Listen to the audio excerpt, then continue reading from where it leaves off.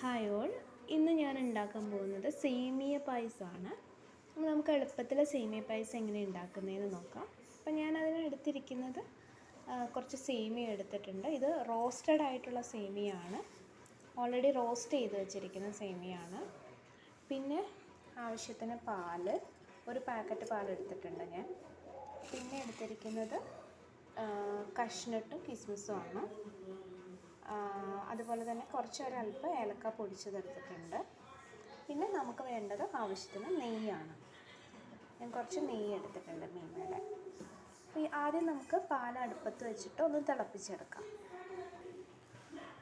ഞാൻ പാൽ അടുപ്പത്ത് വെച്ചിട്ടുണ്ട്.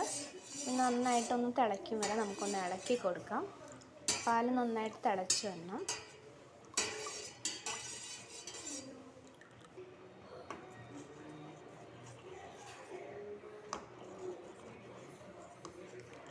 പാൽ നമുക്ക് തിളച്ച് വരുമ്പോഴത്തേനും നമുക്ക് ഒരു പാനിലേക്ക് നെയ്യ് ഒഴിച്ചിട്ട് കഷ്നട്ടും കിസ്മിസും വറുത്തെടുക്കാം. ഞാനിപ്പോൾ ഒരല്പം നെയ്യ് ഒഴിച്ച് കൊടുത്തിട്ടുണ്ട്. അപ്പോൾ അന്ന് നെയ്യ് ഒന്ന് ചൂടായി വരുമ്പോഴത്തേനും നമുക്ക് കഷ്നട്ട് ഇട്ട് കൊടുക്കാം. കഷ്നട്ടും കിസ്മിസും ഇട്ട് കൊടുക്കാം.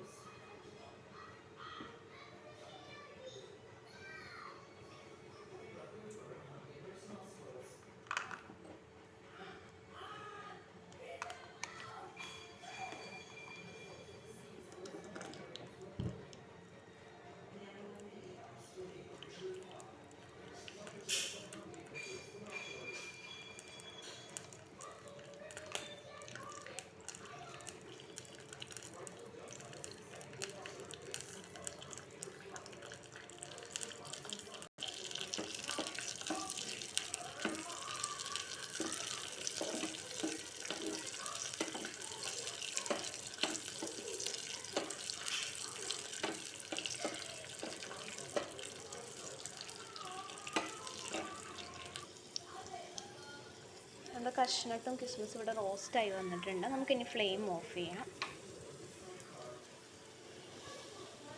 നമ്മുടെ പാലിപ്പോൾ നല്ലോണം തിളച്ച് വന്നിട്ടുണ്ട്. നമ്മൾ ഇതിലേക്ക് കുറച്ച് ഏലക്ക പൊടിച്ചത് ഇട്ട് കൊടുക്കുകയാണ്.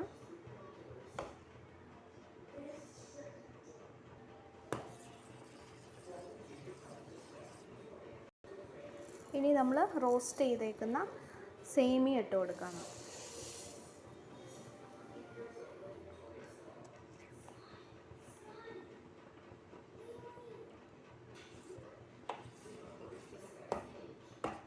സേമിയ നമുക്ക് നന്നായിട്ട് ഇളക്കി കൊടുക്കാം.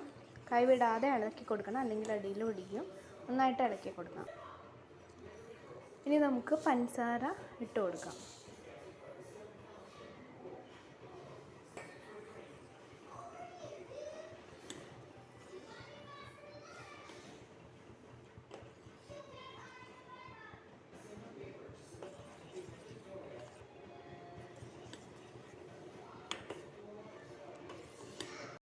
ഇപ്പോൾ സേമിയ നന്നായിട്ട് വെന്ത് വന്നിട്ടുണ്ട്.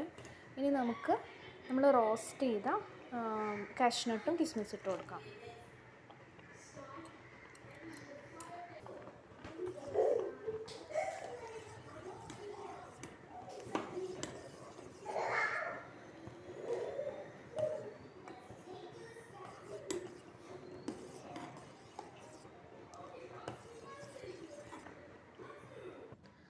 അപ്പോൾ നമ്മുടെ പായസം ഇവിടെ റെഡി ആയിട്ടിരിക്കുകയാണ്. നിങ്ങൾക്ക് വീഡിയോ ഇഷ്ടമായെങ്കിൽ സബ്സ്ക്രൈബ് ചെയ്യാനും ഷെയർ ചെയ്യാനും മറക്കരുത്. അപ്പോൾ അടുത്ത വീഡിയോയുമായി വീണ്ടും കാണാം. ബൈ.